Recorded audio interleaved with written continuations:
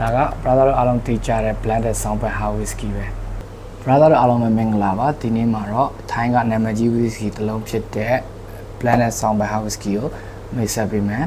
အရသာရော feel ရောတကယ်ရောကျွန်တော်တို့ဝယ်တောက်ရတဲ့ဈေးနဲ့တန်ရလားဆိုတာဆက်ကြည့်အောင်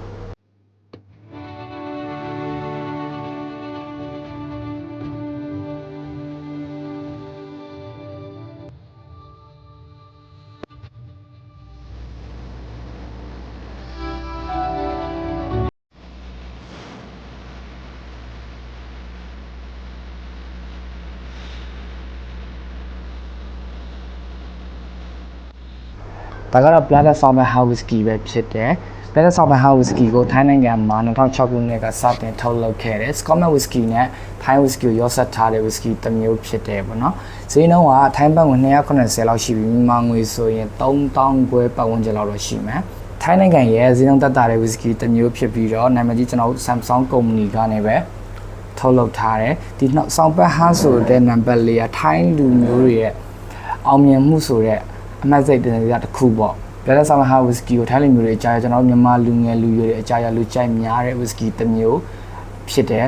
ဘားတွေပါတီတွေပေါင်းတင်နေဆုံးတဲ့အချိန်မျိုးမှာလည်းတော်တော်များများတောက်ကြတာကိုတွေ့ရတတ်တယ်။ Okay အဲ့တော့ကျွန်တော်တို့ဘူးဖွင့်ကြည့်အောင်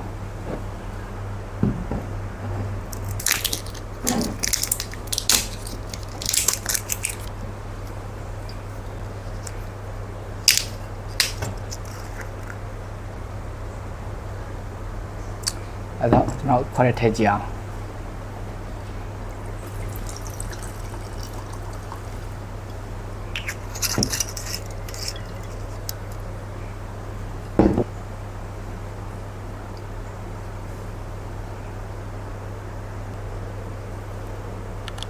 fruity note လေးတက်လာတယ်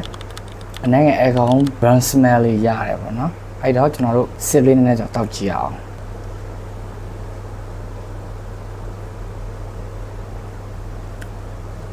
ပေါ့ပဲဗျမချောင်း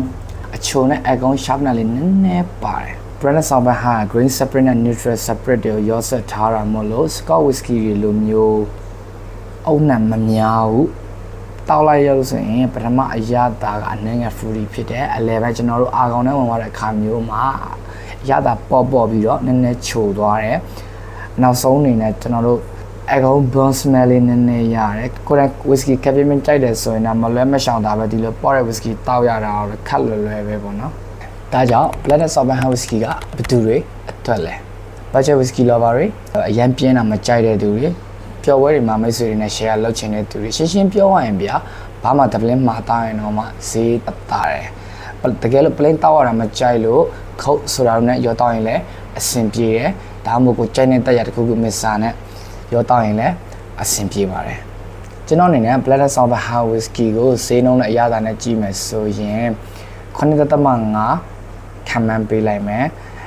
တနေ့ရက်တစ်လုံးတောက်ချင်ရင်လည်းအဆင်ပြေတယ်အရန် classic age whisky တော့မဟုတ်ပေမဲ့ every drinking ဆိုရင်လည်း okay လို့ပြောနိုင်တယ်ဒါကြောင့်တောက်မယ်ဆိုရင်လည်းကျန်းမာရေး queue ဆိုင်ဖို့မမေ့ကြပါနဲ့ခင်ဗျာ